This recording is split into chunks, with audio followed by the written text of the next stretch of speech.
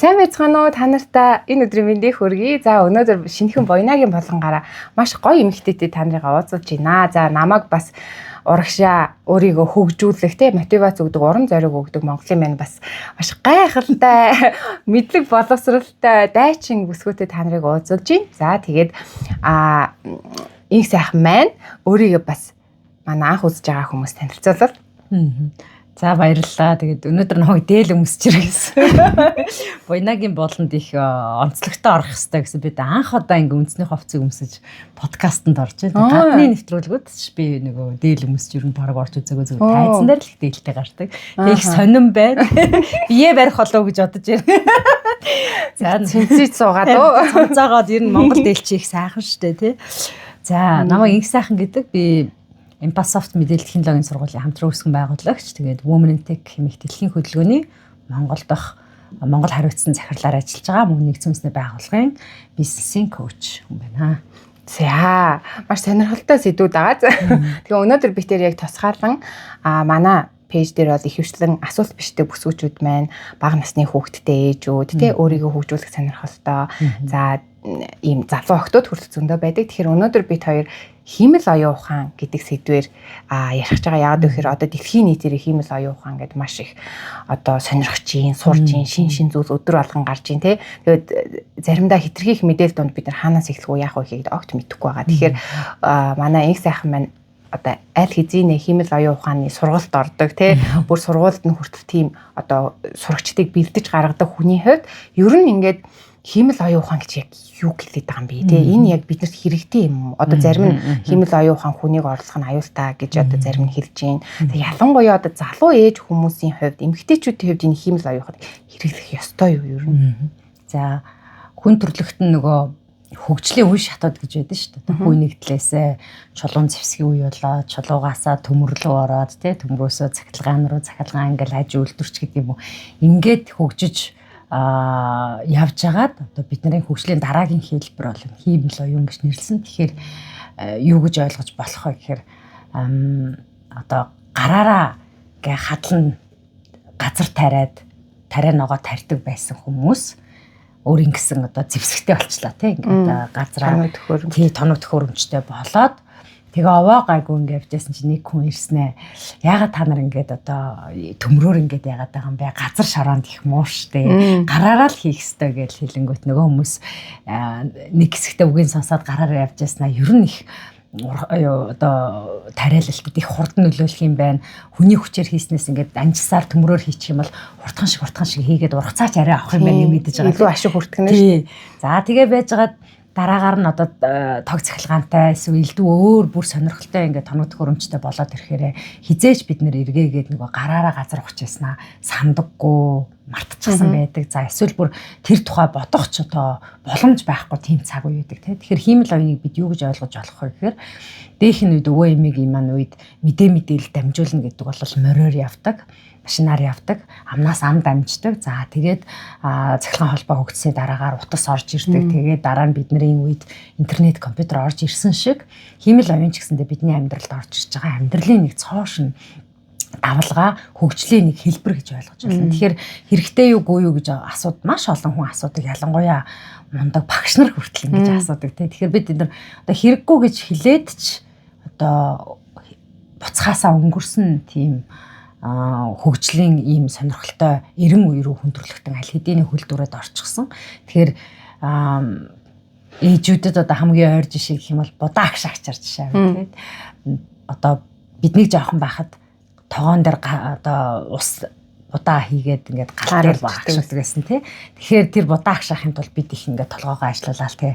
За усын багтуулж болохгүй шүү, галын нэгтүүлж болохгүй шүү гэх мэтэр боддог байсан бол одоо бол зөвхөн ингээд тагийн нэгээл будаагаа угааж хийгээл нэг хуруу илүү ус хийхэд л будаа агшин за зарим будаа агш нар ухаалаг болоод нөгөө будаагчин ус нь баг үед баг цахилгаан зарцуулаад одоо хурдан амттай сайхан болгочдөг болсонтой яг адилхан бид нар ч гэсэнтэй хүүхдүүдийгээ одоо гар утсаараа тоглоод хиймэл оюун ашиглаж авах үед буц бойл одоо үзэг цаасаа байр эсвэл одоо намын санд очиж нам уншиж гэдэг юм уу те тэгэж одоо зэмэлж загнаж болохгүй тийм цаг ирчихсэн байхгүй.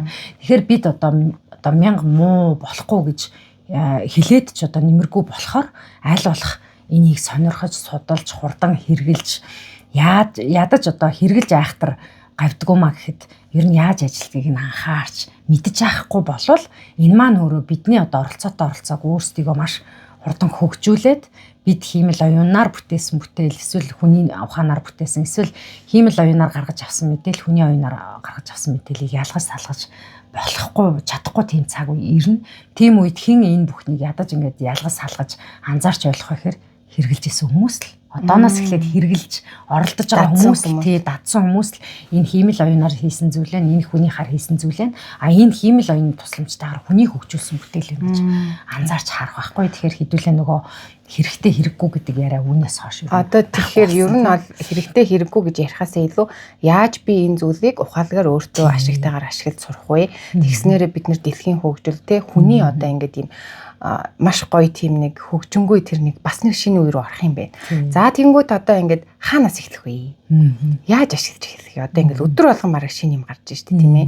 Яг өөрийнхөө өдөр тутмын амьдралд ашигтайгаар ялангуяа ээж хүн, эмэгтэй хүн яаж ашиглаж болох вэ? Ээжүүд, эмэгтэйчүүд маань одоо хүүхдүүдийг нөгөө баг гэж хэлж болохгүй. Хүүхдүүд маань хичээлдээ явж ирээд ер нь өөрсдийнхөө гар утсан дээр, падан дээр, компьютер дээр юу хэрэгжилж байгааг аягүй сайн анзаараарай. Саяхан болтолтой одоо нэг 4, 5, 6, 7 жилийн өмнө бид нар хүүхдүүдийг гар утсан дараа PUBG тоглож гэнэ үү, Roblox тоглож гэнэ үү, Minecraft тоглож гэнэ үү л гэж анзаарч за цахим орчинд Instagram дээр байна уу, TikTok дээр байна уу л гэж анзаардаг байсан бол одоо дахиад нэг асуудал нэмэгдэж байгаа нь хиймэл оюунтай байна уу, даалгавраа хиймэл оюунаар хийлгээд байна уу, эсвэл өөрөө хийгээд байна уу, энэчнээс зөв мэдээлэл авч чадлж байна уу, шүл төртөй ашиглаж чадж байна уу гэдгийг дахиад анхаарах шаардлага гарч чаддаг байхгүй. Тэгэхээр ээжүүд маань ингээд за би одоо яг өнөөдөр юунаас эхлэх юм бол тоо гэж бодож гайхаж байгаа бол хүүхдийнхаа гар утастай хүүхдтэйг нэг ярилцаад үзчих. ChatGPT хэрэгжилж гэнэ үү? Энэ юу нь юу гэсэн үг юм бол чи яаж хэрэгжилж гэнэ гэдгээс л эхлэх гээд байгаа байхгүй. Олон жилийн өмнө аав ээжүүд надаас юу гэж асуудаг гэсэн мэхээр та хүүхдээ яаж хүмүүжүүлдэг вэ? Хүүхд чи одоо яаж ингэж утсан донтохгүй эсвэл одоо энэ телевизэд донтохгүй эсвэл суугт YouTube суугт донтохгүй байж чадчихээнэ гэж асуултыг аягүй их асуудаг гэсэн. Тэрний хариултанд нь би юу гэж хариулдаг гэсэн мэхээр хүүхд чинь ямар анийн үзэж чинь хамт үз суугаад үз. Сонирхоод үз. Гэтэл тэр дотор одоо хүн чанарыг уландаа гიშгсэн агуулга бүхий контентууд үзэж гэнэ үү эсвэл хитрхи их нүд ядраас нь тоглоомыг тоглож гэнэ үү гэдгийг ээжүүд хамт тоглож ийш л мэдэн шүү дээ. Одоо шууд бойл гэхээс илүү яг юу үзэж байгааг нь их ойлгоод ярилцаад тэгээ ээж хамт тоглоод ээж хамт үзээд ирэхээр хүүхдээ өөрөө сонирхоод тэгээ ээжэнд нь одоо ингэж ядрааж байна. Надад одоо энэ их хурдан гүгээд ингээ буудаж байгаа энэ тоглоом болвол ээжийнх нь нүдийг ядрааж байгаа юм чинь чамаа бас ядрааж байгаа бах та гих байдлаар ингээд ярих юм бол хүүхд илүү бойл гэж загнахаас илүүтэйгээр илүү ихээр үгийг сонсдог. Үндэслэлтэй болчихж шүү дээ. Гэтэ одоо яг энэтэй адилхан зааж миний хүүхд ямар одоо хэрэглүүр хэрэгжилж байна, ямар аппликейшн татаад хиймэл оюуныг хэрэгжилж байна вэ? ChatGPT тэгвэл яаж ашиглаж байгаа юм? Чи зураг оруулчаад, найзтайгаа хамт авахсан зураг оруулчаад мөрөн дээрээс нь одоо үүрцэн байсан цүнхийг ингээд ажиллахчихж байгаа юм уу те? Ямар команд өгч үү? Ямар промпт өгөө цүнхийг заагаад өгөөч гэдэг юм уу? Ээжтэй заагаад өгөөч гэх юм бол яг одоо бид нар яг өөрсдөө ингээд хүүхдэд онцсон хойно ухаад суугаад ойлгоно л да. Тэгтээ гол нь нөгөө нэг ээж хүн хаана харилцаа их нандин байх ёстой вэ гэхээр гэр бүлийн хүрээнд хүүхдүүдтэй байхдаа л харилцаа их нандин байх ёстой шүү дээ. Тэр энэ харилцааг технологийн шийдлийг ашиглаад эсвэл өөрөө заримдаа мэдгүй юм шиг дүр хэсгээд ингээд явах нь өөрөө бид энийг ээж хүн хэрэглэх хэрэгтэй юугүй юу гэдгээс одоо нэг дараагийн хариулт нь болчихж байгаа байхгүй. За тэгээ ээж хүмүүс яаж хэрэглэж болох вэ? Хамгийн энгийн жишээ хоол яаж хийх вэ? Тий одоо ямар жор байна? За одоо буйна агш хичээл сууж байгаа хүмүүс одоо уламжлалт энэ аргачлалуудыг аяйгүй сайн мэдж байгаа. Тэр аргачлалуудыг одоо жишээлбэл хүүхэд бөхшүүл чанаагаад байвал Монгол уламжлалт аргаар яаж цэрийг хоглох вэ гэдэг юм уу те? Гих байдлаар хагаад асуугаад эсвэл одоо юу гэдэг одоо жин хасахад над шиг өндөртэй над шиг жинтэй ийм хүн Монгол аргаар ямар одоо аргачлал байж болох вэ? Энийг одоо ямар хүн хаан заадаг вэ? Гих мэтчлэнгээр ингээ асуугаад өөрт хэрэгтэй юм асуугаад эхлэх юм бол тэр нь бидэнд илүү ойр байна. Эсбөгөөс тэнд нэг хүн код бичдэг гэж байна. Тэнд нэг хүн контент хийдэг гэж байна, тэ. Тэнд нэг хүн зураг эвлүүлдэг, видео хийдэг гэж байна. Тэнд нэг хүн судалгаа төслөг хийдэг гэж байна. Гэсэн байдлаар хэрэглэх юм бол бидний одоо яг өдөр тутамдаа хийж байгаа ажил зорилготой нийцэхгүй бол тэр угаасаа хэрэглэгдэхгүй мэрэгэл бараг тий. Тэгэхээр юунд түрүүнд за нэг толгойд энэ нэрээ яадаг юм болоо гэж нэг ээжүүд боддог шүү дээ, эргэлздэг, нэг арга мухарддаг тий. Тэгээ бүр заримдаа одоо анх төрж байгаа бол бид ээж рүү уцдаг шүү дээ. Яг тэрний оронд одоо ингээ айл хэзээ боловсрчихсан хиймэл оюун ухаанаас бас тодорхой хэмжээнд өөртөө хэрэгтэй тийм мэдээллүүдийг бас авч болох юм байна гэж ойлголоо. Одоо жишээлбэл буйна багш сайн мэдж байгаа би нөхөртэй хамт бясалгал аюурведийн хичээл заадаг тий. Тэгэхээр ингээд аюурведийн хичээл контент дээр бид нар маш их демографи, инфографик мэдээллүүд хүмүүст ингээ үзүүлэх шаардлага гардаг. Тэгээ тэрийг би өмнө нь ингээл Canva ашиглаад дүрсийг нэвлүүлээл хийгээд яадаг байсан бол одоо зөвхөн мэдээлэл өгөөд эсвэл хиймэл оюунаас өөрөөс нь асуугаад тэр чинь интернетээр дүүрэн хиндүү хэл дээр, санскрит хэл дээр, монгол хэл дээр те энэ хороо дээр байж болох бүхэл одоо судлагдсан арга аргачлал хэл дээр дүрсээрээ өнгөөрөө дуу хоолоогоор тэр мэдээлэл байгаа учраас тэр мэдээллүүд дотроос ингээд багцлаад нэг ийм инфографик гаргаач гэхэд бол миний Canva дээр хийдгээс хамаагүй гоёор гаргаж өгөх байхгүй. Тэр энэ нь өөрөө их сайхан ажлаа хөнгөвчлөд байгаа хэнийг нэг хуурах гэдэг тийм ажлаа хөнгөвчлж байгаа мэдээллийг боловсруулж авч байгаа учраас яг надтай адилхан ямар нэг зориг урдчин байгаа бол за би хүүхдийнхаа үнэхээр хүүхэд 7-8 дугаар орчих ангид ороход бид нар даалгавар хийх хэцүү байдаг тийм. Тэгвэл хүүхдийнхаа даалгаврыг хийлгэхийн тулд ээж хүн юун дээр анхаарах вэ? Эсвэл 7 дугаар ангийн математикийн одоо яасан ийсэн бодолтыг хүүхдтэй алхамаар зааж өгөхөд эцэг ихэд өгөх зөвлөгөө байна уу гэх мэтээр дээр асуух юм бол нөгөө шууд хүүхдийг хуулуулахгүй дээр нь ээж мэддгүү гэдэг асуулт тийм асуудал байхгүйгээр бид нар хичээлийг нь давтуулахад хүртэл хиймэл оюуныг ашиглаад явах бүрэн боломжтой. За маш олон ээжүүд ойдл эсгүүр дээр сонирхдаг. Тэгэнгүүт одоо складтай юпгны эсгүүрийг харуулад өгөөч. Алхамаар харуулад өгөөч. Энэ өөрийнхөө багш шиг ашиглаж байна бараг тийм. Багш шиг ашиглаж болно, зөвлөх шиг ашиглаж болно. За хүүхдийнхаа багш гэдэг нэртэй нэг одоо үүсгчгээ тэрийг хүүхдийн багш мэтээр ашиглаж болно. Тогооч шиг ашиглаж болно. Гэх мэтчлэнгээр сургалтын ийм маш сонирхолтой платформ болгоод ашиглах юм бол хиймэл оюун үр дүнгээ өгнө. Эс бөгөөс зарим одоо ээжүүд ч гэсэн анзаарж байгаа өсвөр насны хүүхдүүд чинь сэтгэл зүйчийн оронд ашиглаж байгаа, өөрийнхөө ярилцж байгаа хүний оронд ашиглаж байгаа, зарим нэг охид хүүгүүд найз залуу найз охин мэт ашиглаад айлтдаг хэлчихсэн тий. Тэр тийм харилцаа байгаа бол хүүхдтэйгээ яг сайхан зөвлөөд ээж нь ч гэсэн хэрэгэлдэг. Гэхдээ би хэрэглэхдээ ийм байдлаар хэрэгэлдэг учраас чи яаж хэрэгэлдэг нь надад их сонирхолтой байна. Хоёулын талаар ярилцээч гэдэг юм тий. Тиймэрхүү байдлаар хэрэглэх юм бол нөгөө би жоохон охиноо жоохон багт нь хамтдаа аним үзэж PUBG тоглодог байсан шиг л юм болох гэдэг байхгүй тий. За тэгэнгүүт одоо ингээд за миний хувьд бол одоо жишээ нь ингээд их сайхныхаа хичээл цуугаад одоо ингээд химэл оюун ухаан гэж ийм юмнууд байгаа юм байна мэдчихсэн.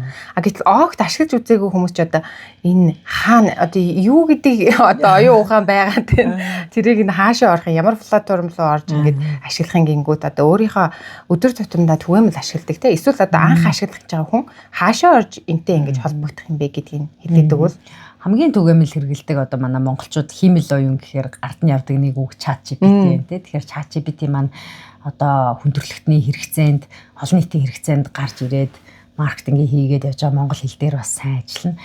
Гэвчиг одоо гаргаж ирж байгаа мэдээлэл нь өөрөө оновчтой байх хэсэг. За бүр цаашлах юм бол төлбөртэй хөлбөр, төлбөргүй хөлбөрийн хооронд тий.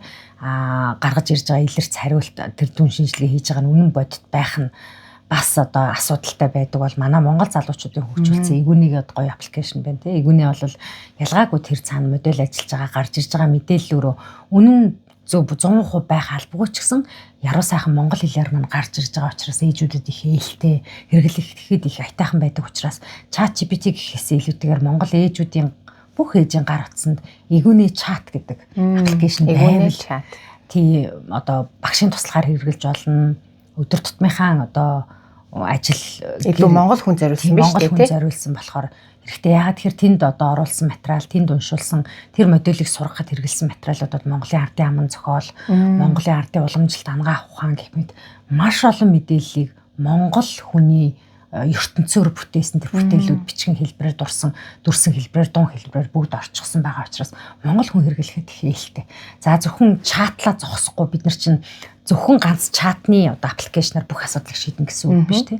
Тэгэхээр игүүнийг дагсан чимээгээ гээд бүр олон төрлийн аппликейшнууд байгаа тий. Чимээгээ дуудан, чимээгээ writer, чимээгээ reader, чимээгээ бичээч гэх мэт ингээд бүр чимээгээ keyboard буюу гар утсан дээр хэрэгжилж байгаа юунууд ч байдаг. За жишээлбэл би чимээгээ бичээчийг чимээгээ кийбордыг хэрэглэхдээ бид нар чи ингээд бичдэг те ингээд одоо та сайн байна уу те сайн байна уу гэд те болж игэл үгсгээ алдаагүй бичиж яах юмсан гэж боддог. Энд чинь өөр үлгэр дуурайлал нөгөө мессежийг хүлээж авч байгаа хүмүүс ч гэсэндээ нэгдүгээрт ойлгохдох гэж хоёрдугаарт бас нэг жижигэнч байтгаа бусдаа ингээд зөвөр үлгэр дуурайлал үзүүл мэддэг тийм. Тэгэхээр ингээд зарим тохиолдолд ингээд бичгээр хэцүү байдаг. Тэнгүүт ингээд микрофонын дээр нь дарж агаад яг та сайн байна уу? Таны ажил өндөрөө сайхан хаварч гэнэ үү гэд бичгэд хэлэхэд миний энэ бүх үгийг монголоор ингээд аюу сайхан алдаагүй болгочдөг тий. Тэнгүүт текстээ харж байгаа шууд явуулцдаг.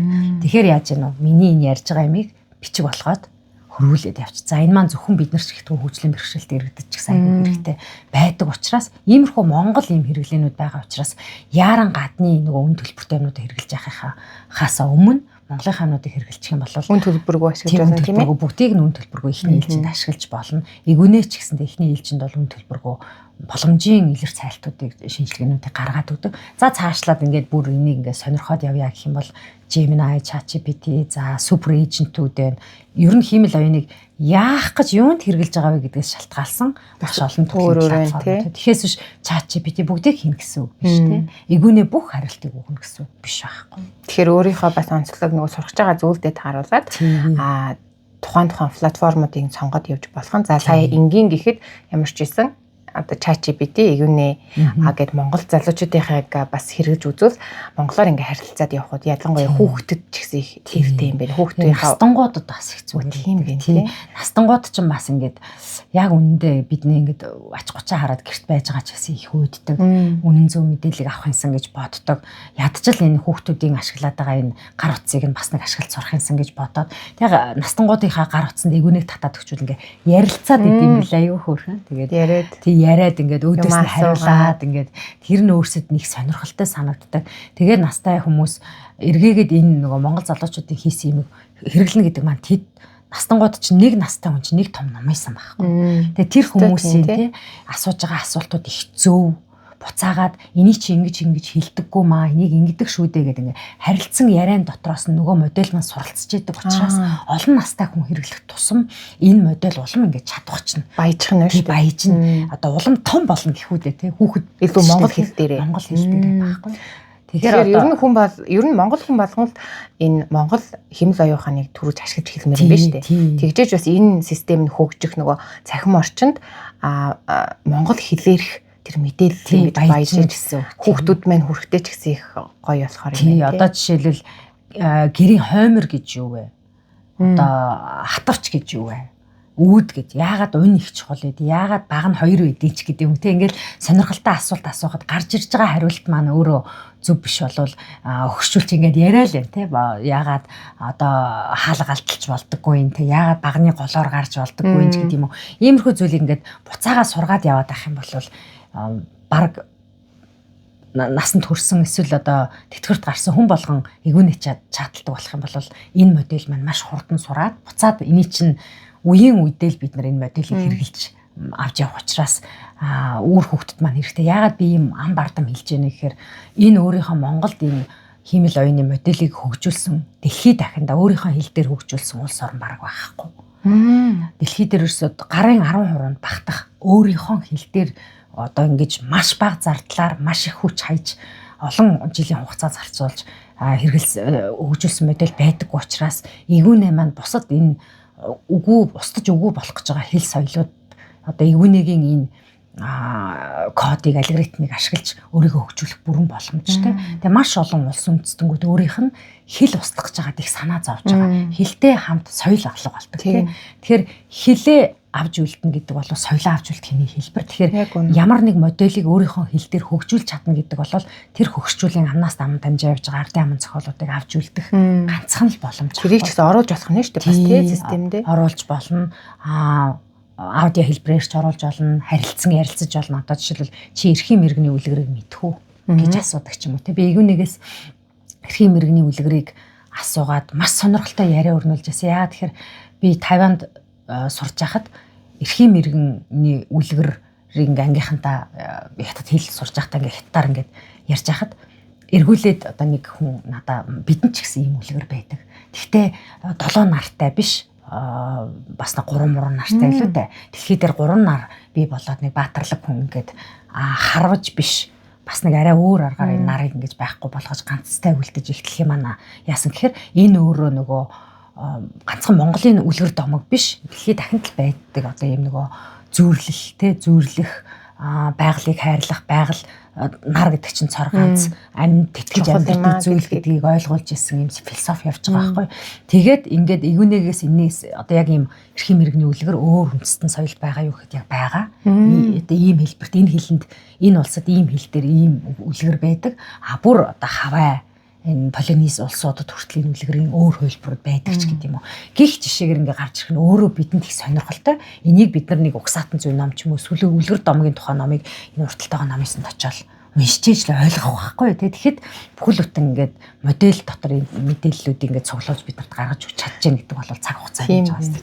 Тэгээ маш гой санаа гарч ийн одоо хүүхдтэйгээ хамт хэрэглэж үзэх та тэнгүүтээ бүр настай хүмүүсээс одоо бид нар чинь аав ээжигээ битгий хэл өөрсдөө хэрэглэхгүй байх уу гэж эргэлдэжсэн чинь бүр тэр хүмүүсийг оруулах ёстой. Тэгжээж эн чинь ингээ хөгжнө гэдгийг маш сайхан тайлбарлаа. Тэгэхээр үзэж байгаа бүсгүүчүүд мэн шууд эгүүнээ AI гэж татах нь апп байдаг баг тийм. Эгүүнээ чат гэж. Тэгээд татаад тэн дээрээ эхний ээж нь чатлаад ер нь хэмэл оюун ухаан ийм байна. Монгол хэл дээр бас ингэж болох юм байна гэдгийг мэдэж авах нь хэрвээ одоо чинь ингээ анх удаа яг ингээд хэмэл оюун хэрэглэж эхэлж байгаа хүнд нэг юм өдөр тутамдаа ингээ хөвшүүлжүүлэх зүгээр байдгаа гэсэн хайк байна уу? Одоо ер нь нэг өдөрт нэг тэдэн минут зарцуулаад нэг иймэрхүү юм хийгээд ахаар ингээ хурдан бас ингээ өдөр тутамд ашиглаад сурчдаг ч гэдэг юм уу. Бид нар нөгөө химэл оюун гэхээр Google шиг ингээ хэрэглэх гэдэг аргачгүй бид нар одоо Google-ээс дараагийн түвшиндээ орж байгаа тий.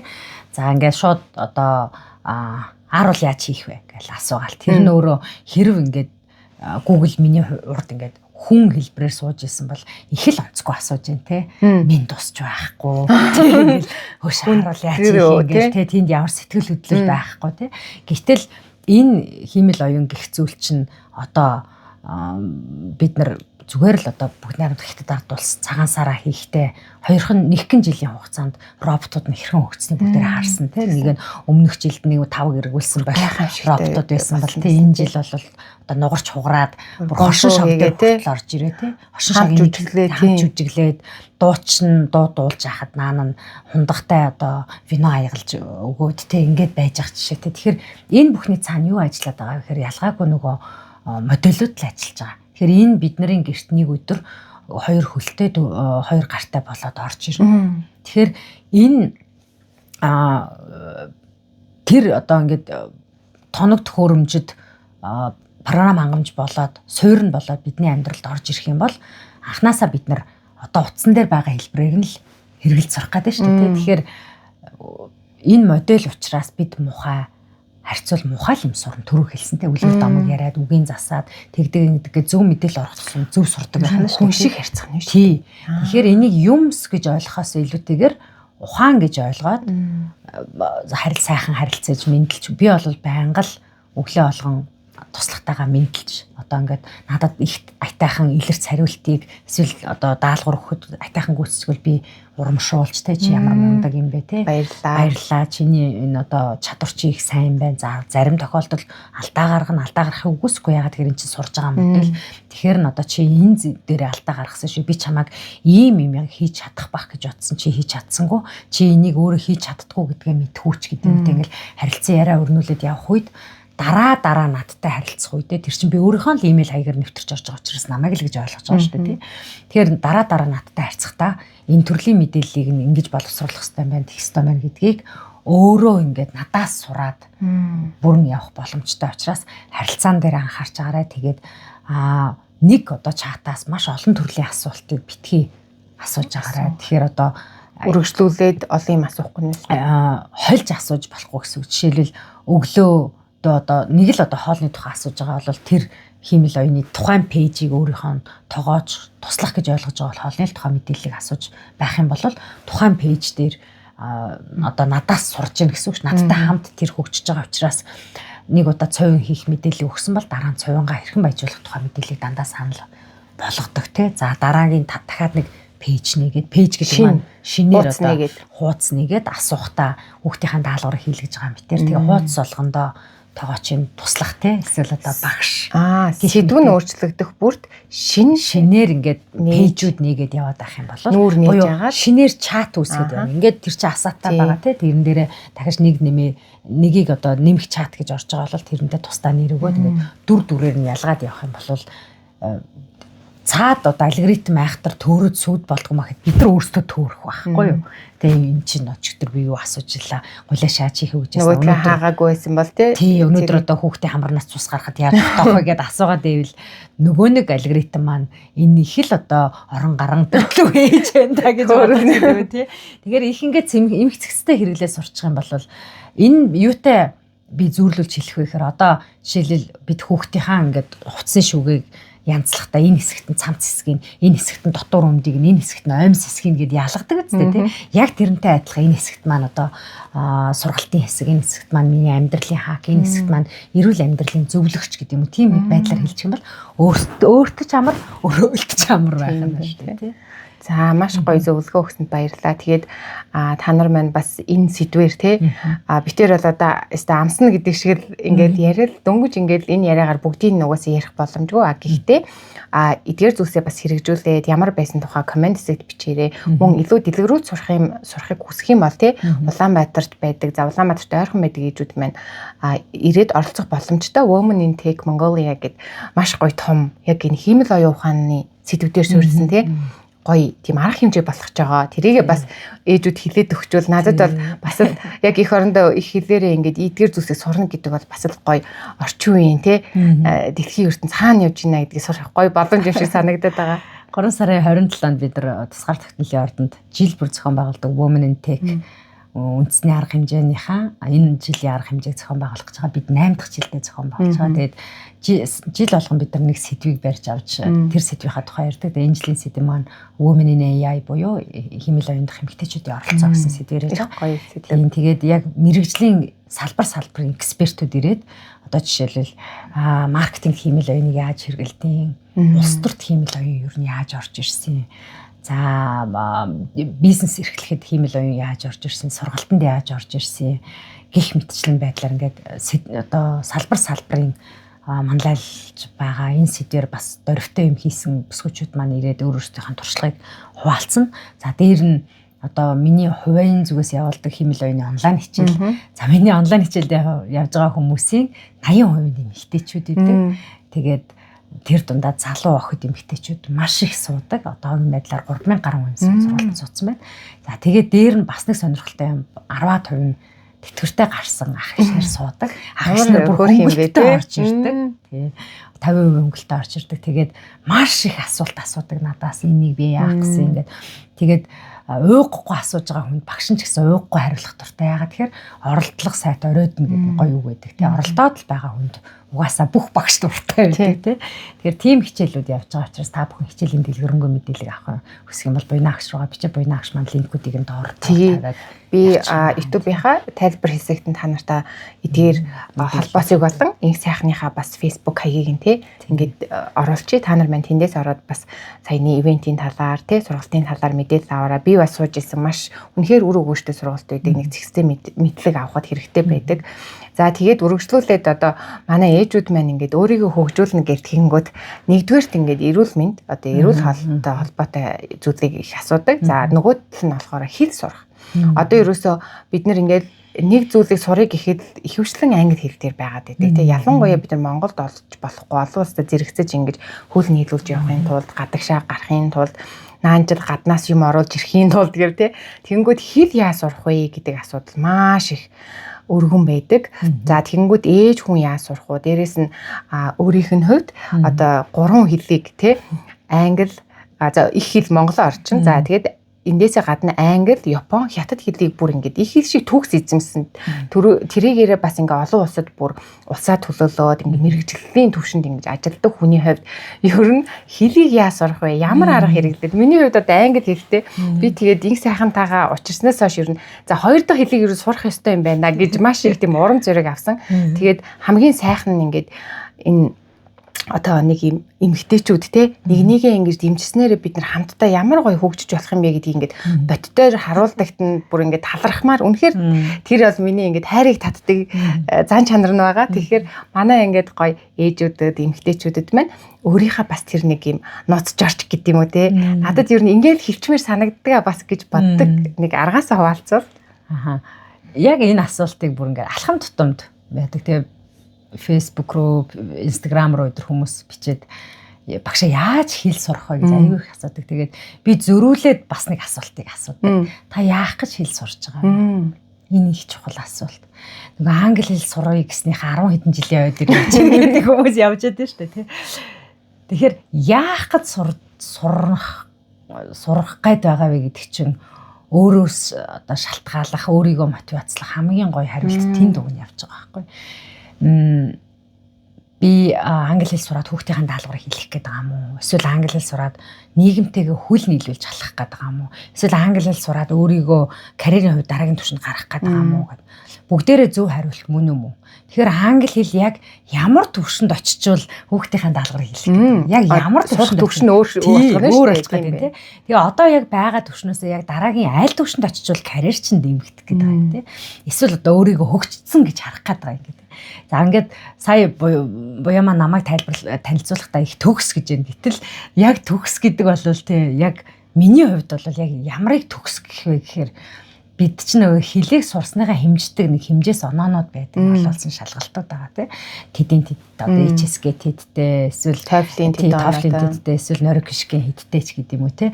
Тэрүүгээр нь хэмждэг бол монголчууд энэ хэмжээсийг одоо саяхнаас л мэдэж эхэлсэн. Тий одоо ингээд зөвхөн ихтэй сургуульд явдаг хүмүүс л айлц өгдөг гэж ойлгодог болвол сүүлд одоо залуучууд бол ихтэй сургуульд явахгүй ч гэсэн энэ одоо шалгалтыг өгөөд өөрийнхөө одоо англи хэлийг тийм төвшөнд хүрсэн гэж ярих их дуртай болсон. Минийх одоо би 2 төвшөнд очсон байгаа. IELTS-ийн 7-той олцсон байгаа. Тий одоо HSK дүгнэж штэ бас ямар төвшөнд байгаагаа. Тэгээ хэлчихээр ингээ харилцахад их амар болчихсон байхгүй. За IELTS 7-той хүнтэй бол би энэ төвшний бизнес харилцааг англи хэл дээр явуулахад бол боломжтой юм байна. Эсвэл энэ төрлийн хүнд би санал болгоод олон улсад энэ хүнийг яриулаарай гэж хэлэхэд болох юм байна ч гэдэг юм уу тий.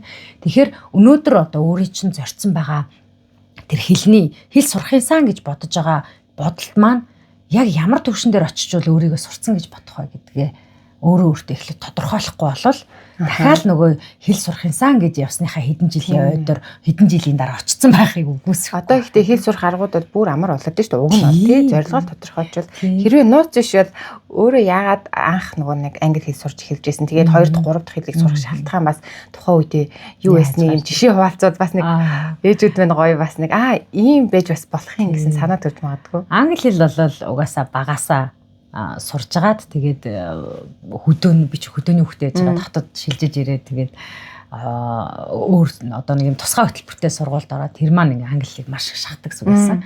Тэгээд тэнд өөрийгөө би олныг ойлгохтой сурсан гэж бодоагүй байсан чинь ихтэй сургуульд орсон чинь угаасаа үеийнхнаасаа ангийнхнаасаа тэр амар хөтөлбөрөөр шахуулж явсан хөгч өөр байх аргагүй байсан. Тэгээд бүх одоо ихтэй сургуульд орсон чинь бүх англи хичээлээс ингээ чөлөөлөгдөв. Тэгэхээр ямар хэмжээнд сурсан нь ойлгомжтой. Тэгээ өөрийгөө бол мэдэхгүй л дээ.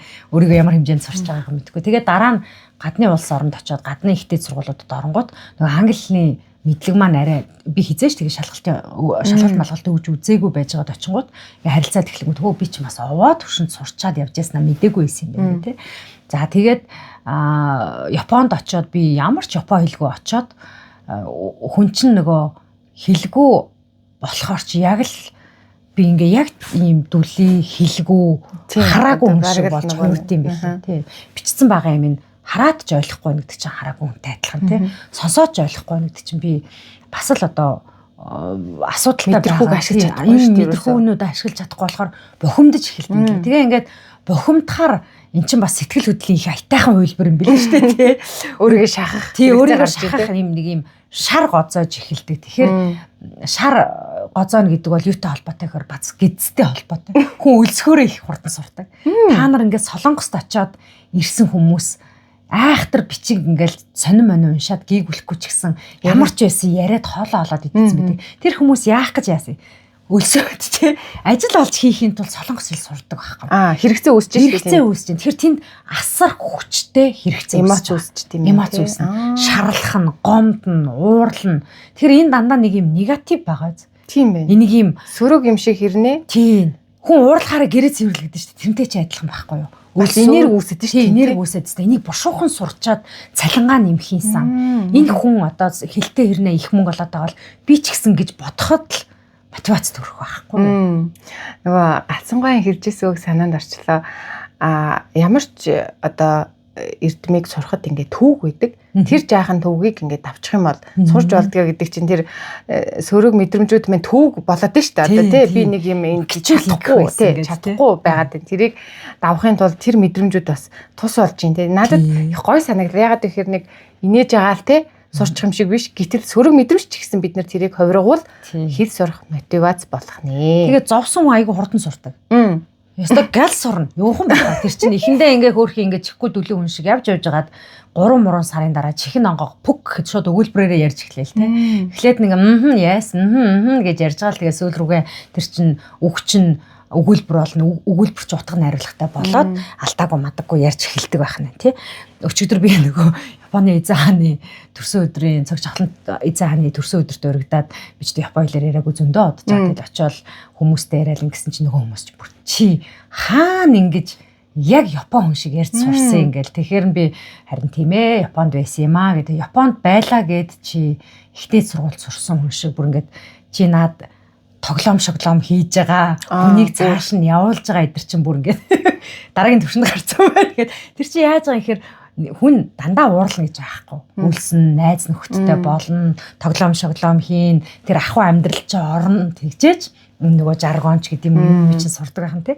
Гэсэн чи хятад хэлийг яаж сурсан бэ гэхээр би яг их сургуульд очиод өстой номын сураад ногоотой шүлийн нийтээ сурсан тий. Яг ингээ бүр ханзаа бичээд ингээ сурсан болохоор энэ их академик төвшөнд яаж юм гэхээр би их ном сонин унших дуртай хятад хэлийг мартахгүй тулд маш их ном ингээ хятадаар уншихыг ингээ бодож уншдаг. Тэгээ энэ нь өөрөө хоёр өөр аргачлаа. Нэг нь зовж, зүдэрч хөлс баасах гойжулжээ сурсан бол нөгөөх нь их одоо ийм цаг хугацаагаа зарцуулж их төвлөрч сурсан болохоор хятад хэл их хүндэтгэлтэй, их тийм юу гэдэм дэ их ийм элегант санагддаг надад. Яагаад тэгэхээр би их зовоогүй байхгүй тий. Зовсон л та тэр хэцүү, тэр их олон ханзыг чинь сурахын тулд нойр хоолойгоо бичиж цээжлэх боловч надад их нэг ийм төвөг багтай, тэгтээ их дурлаж, хичээж их тийм өөрөө уургүйгээр бохимдохгүйгээр сурах нь сурсан гэхээр хоёр өөр сэтгэл хөдлөл тийнд явж байгаа байхгүй. Тэгвэл дараагийн хэл одоо Франц хэл сурах юмсан гэж бодоод ингээ орлоо ирэнгүүт энэ хэл сурна гэдэг чинь ерөөсөө тоглоом юм байна. Зүгээр ингээд өөрөө өөрийгөө завгүй байлгахны хэрэгсэл юм байна гэд ойлгочихж байгаа байхгүй. Тэгвэл энэ одоо дараагийн 4 дахь хэл энэ чинь миний их хэл чи ихний хэлтэй 4 дахь хэлийг сурахын тулд хиймэл оюуныг ашиглаад эхэлж байгаа байхгүй. Хиймэл оюун гэдэг чинь хэл сурах маш гоё боломж. Түрүү би нөгөө пэйж үүсгэрэй гэдээсэн шүү дээ. Тогооч гэдэг нэг пэйж, багш гэдэг нэг пэйж үүсгэж байгаа бол Франц хэлний багш гэдэг нэг пэйж үүсгэж байгаа. Тэгэл нөгөөхдөө өдөржин шүнжин анхан шатнаасаа би төвшөнд 2 төвшөнд очих хүртэл бүтэн жилийн хугацаа байгаа бол өдөр тутамдаа Францаар яриад надад санал болгож байгаа дууг нь сонсоо санал болгож байгаа киног нь үзээд яваад тахтаа асууж болчихж байгаа. Өстой сонирхолтой гоё аргууд байна. За тэгээд ерөнхийдөө битэрийн цаг бас төгсөж байгаа юм. Тэгэхээр хоёлаа төгсгөлийн асуултыг нь асуугаад тэгээд өндөрлөе. За мэдээж ээжүүд маань бас өөр асуулт байх юм бол комент хэсэгт үлдээчээрэй. Хэрвээ гоё зөндөө асуулт танараас нь давхцаад ирэх юм бол битэр бас дахиад нэг уулзахдаа дахиад нэвтрүүлэг хийж болно. Тэгээд миний бас яг сонирхож байгаа асуулт нь сая одоо хэлж штэ хэлийг ашиглахгүй болохоор мартдаг гэж те. Ер нь ямар ч хэлт хийдэг. Тэгэнгүүт одоо анх хэд сурж байгаа хүнч байсан. За эсвэл одоо хэлээ мартахгүй байнгын авч явахын тулд одоо өөрийнх нь хувьд орог одоо 4 хэл дахиад өөр хэл сурах чинь ингэж явж ш. Тэгэхээр өдөр тутамдаа яг хүн ямар дадал тогтоочвол энэ хэл нь гоё яг байнга шинээрээ юм шиг эсвэл анханасаа сурахтаа ч гэсэн юм төвөг багтаа. Одоо төвөгийн давцсан хүн байж тээ өөрөө л.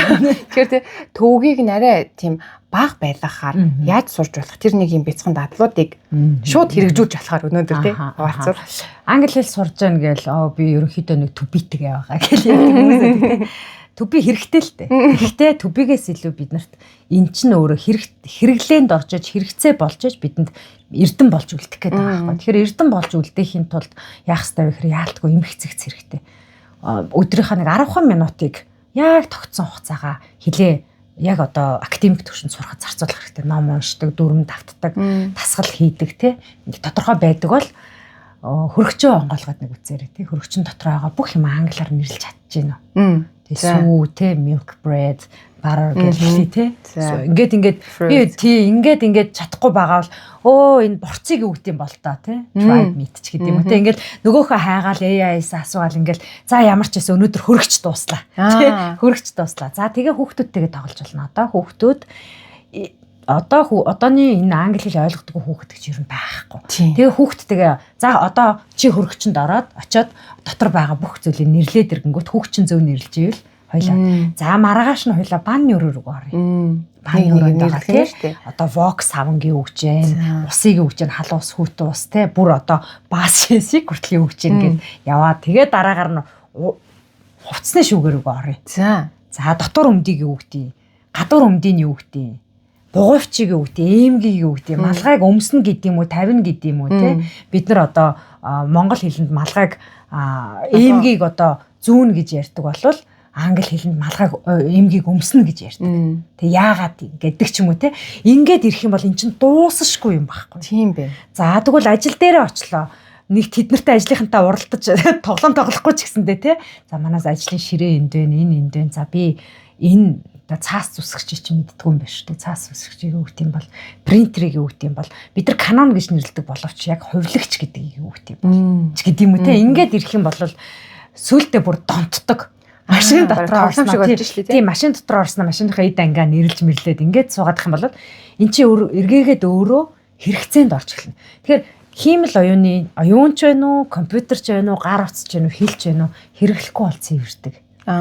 Тэгэхээр бид нар хиймэл оюуны чинь ингээд өдөр тутам чат GPT ороод ирэх чинь хэрэглээд юм дадаад эхэлж шүү дээ. Яг тэрнтэй адилхан хилээ бас хэрэглэж авахгүй болвол тэр өдөр болгоны зүйлээ одоо наандчил харж байгаа зүйлээ хүртэл тархиндаа ингээ орчуулж үзэх. Тийм орчуулж үзэл. Яа тий эхлээд үгээр л яв. Тэгжээтэл үг чинь нийлж байгаа өгүүлбэр болно. Тэгээ Netflix дээр кино үзчихэтэл чинь нөгөө үг чинь гараад сая walk гэж хэлчих шиг боллоо. Тэ. Сая энэ бохор хувцс гэж хэлчих шиг боллоо. Тэ. Эсвэл энэ бохирогчлээ арийнхын сая үгийг ойлгосонгүй ч гэдэг юм уу те. Ингээд хүн аваад эхэлдэг байхгүй. Тэгэхээс хин нэгэн хүн өөрт чинь өдөр болго ингээл 30 минутыг хичээл заана гэдэг бол одоо цагт боломжгүй. Ер нь л тэгэл завгүй. Тэгээд бүгдээр завгүй. Бас давуу тал нь нөгөө нэг хэл сурах боломж маш их болчлоо ш. Зүгээр одоо энэ смарт утсаа ашиглаад бид нэр ухаалаг утсаа өдөрт нэг 10 минут одоо фейс ордог цагнаасаа нэг жоох хасах нь шүү дээ. Тэгээд нөгөө хиймэл оюухантайгаа ярих нь шүү дээ. Одоо тэгээ болохгүй бол хэдүүлж ингэдэг үстэй ингээл би бол солонгос хэл мэдгүй. Өнөр одоо солонгос хэл үзэх гэж байгаа шүү дээ. Манай хичээлд орж ирэх юм. Би магистр зорж байгаа байхгүй солонгос хэл орж ирэх. Тэгээ одоо би ингээ солонгос ингээ айгүй гоё маск гэдэг нүүрний маск засах гавх гэхээр хэвээр үнэхээр аланч гэж байгаа мó, таланч гэж байгаа мó, төрхөнч гэж байгаа мó, эдэнч гэж байгаа мó бөө мэд. Тэгэнгүүт ч нөгөө Google Translate-ийнхаа AI хэсгээ гаргаж ирээд энэ зургийг авахд энийг орчуулна гэдэг дээрээс нь орчуулад өгчөж байгаа байхгүй. Тэгэхээр бид нар яаж вэ? Нэг одоо мэдхгүй юмаа өөрийнхөө сурж байгаа хэлээр орчуулад гаргаад ирчихэж байгаа байхгүй юу? Тийм бэ. Тий. Тэгээд би бүр ингээд солонгос хэл сурна гэсэн чинь миний инээ төрөөд олчихгүй бөө. Өдийн насанд бас ингээд солонгос хэл сурах боломж олдно гэдэг чи одоо яагаад байгаа юм бэ? Одоо би Blackpink-ийнхаа бүгдөө орчуулж дуулах гэдэг юм уу ч гэдэг юм уу? Баясаад дээ шүү дээ. Баясаад байгаа ингээд цаанаасаа ингээд баясал төрөөд байгаа байхгүй юу? Дотроос. Тэгэхээр ээжүүд ч гэсэндээ юмыг нэг бол үлэн үзэж сурах нь байна. Нэг бол баясаж цэнгэж тогтол сурах нь. Тэгэхээр энэ сэтгэл хөдлөлийн алийг нь та авмаар байна. За тэгвэл хүүхдээрээ бодоод. Хүүхэд толгоогоо тоншуулж нулимсаа арчиж сурсан цагаан толгоо өсөг дээрүү. Ээжтэйгээ инээж баярлаад хөгжилдөөд А Б В гэдэг үсгэн дээрүү. Тэг хүн болгоо юмыг бас зовж сурах албагүй. Зовлонд хин л дуртай байв. Тийм шүү дээ. Уурлахад хин л дуртай байв. Тэгэхээр инээж баясаж өөртөө тэг ингэж жаргаж сурсан юм л эрдэн болж үлддэг байхгүй. Хүнд муу дурсамжаас илүү сайхан дурсамж. Би одоо Японд сурсан дурсамжаа нэх олон яриад дэмэргүй яагаад тэгэхээр их л зовж сурсан байна тийм. Тэгэхээр тэр ингээл зовд сурсан юм чи юу гэж мартах юм бэ? Тийм үстэй. Өчигдрийн тэр хүмүүсийн надад хэлдэг үг бол үнэн байхгүй. Та ямар сайн сураа гэж би яаж мартах юм бэ? Би тэгэж нулимсан арчиж тэ бүр ингээ уур хилэнтэйгээр сурсан юмыг мартах ямар ч боломжгүй байхгүй.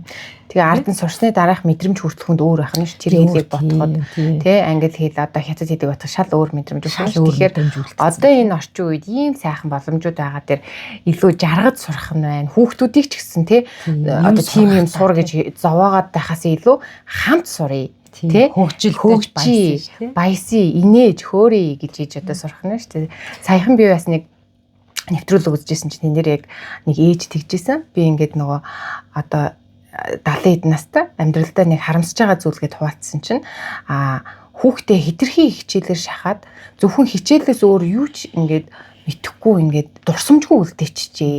Тэгээд эцсийн эцэд эрдэм гэдэг чинь ийм хүнээр шахууж биш өөрөө хүсэж сурсан эрдэм л хүнд хамгийн хэрэг болдог гэдгийг одоо эрдэм болж үлддэг гэдгийг би өдөө л ойлгож ийн гэд залуу ээжүүдэд хуваалцчихсан. Тэр бас ямар нэрээ их гоё голыг нь болоод ухаалаг хэлвэ одоо гэж бодож байсан. Яа тэр миний хувьд англи хэл сурсан зүйл минь маш хүсэж сурсан. Би бүр ингээд нөгөө нэг анх намайг сурж байхад миний хүссэн мэрэгжил маань байгаагүй байхгүй Монголд. Тэгээ би ингээ өөр ангид орсон. Гэхдээ нөгөө нэг дотор нь хүсэл байгаа даа ш. Тэгтэл тэр хүсэл маань яасан бэ гэхээр интернетээр сурах боломжтойсэн. Дөнгөж анхны компьютер авч ирсэн. Тэгээд тэрийгээ би ойлгохын тулд англи хэл сурсан. Тэр нөгөө nutrition гэдэг шим судлал гэдэг зүйлийг би ингээд нүд нээгдэх тэрийг үг алганаар нь ойлгох нь анхандаа хэцүү байсан. Гэтэ надад тэр нэг өгүүлбэрийг ойлгосны дараах мэдрэмж нь маш гоё байсан. Тэгээ нэг мэтгэл би англи хэл маань ингээд дурын ингээд академик битгий хэл ингээд юу ч сонсоход ингээд чихмэн юм нээлттэй болцсон байсан.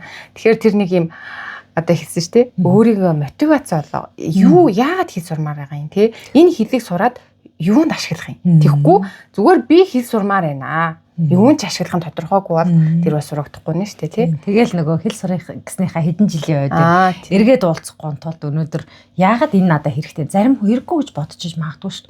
Тэгвэл заавал бусдыг дуурайж сурах гэж өөрийгөө зовоож голохынхаа оронд за би энэ цаг хугацаагаа өөр зүйл зарцуулж байгаа зүйл тий. Миний үр хүүхдүүд сайхан сураад цаашаа явах хаа гэд өөртөө эвлэрсэн дээр байхгүй тий. Өстө тийм зовж явахаар зүгээр орхисон дээр юм бас их гоё санаа хэллээ. За тэгээд хоёулаа энэ удаагийнхаа ярилцлагыг ингээд өндөрлөе. За тэгээд үзэж байгаа ээжүүд маань, бүсгүүчүүд маань бас эндээс яг өнөөдөр би хэрэгжүүлмээр юу ингээд сэтгэлд нь хоногшиж үлдсэн тухайгаа бас комент хэсэг хуваалцаарай. Би тэр бас эндээс нь өөрсдөө тий иймэрхүү ингээд ярилцлагыг цаашаа хийвэл ямархуу байдаг талаараа одоо эсвэл өсөж хөгжих талаараа ингээд мэдэж авъя. Мөн та нар маань дараагийн бичлэгээр бас ямар сэдвэр үзмээр байгаагаа, ямар сэдвэр ярилцмаар байгаагаа, хинтээ уулзмаар байгаагаа ч юм уу тий гоё бичиж үлдээгээрэй. За тэгээд дараа бичлэгээр уулзъя. Түр баяртай.